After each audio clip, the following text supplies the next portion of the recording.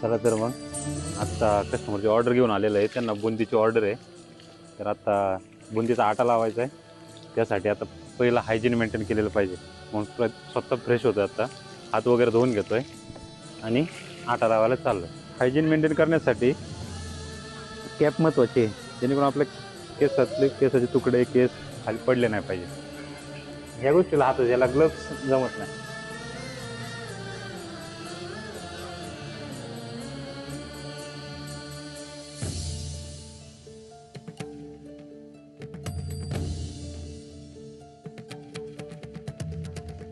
धुमकिट तदारी धुमकिट नटनाळ गरनट हिमनट पर्वत उभा उत्तुंग नभा घुमतो मृदुंग बकवास देता आवाज जनन झंकार. तर ही आहे आपली तीर्थमची क्वालिटी चेक. असं आपलं 3 वेळा क्वालिटी चेकिंग होते आणि नंतरच माल कस्टमरला जातो.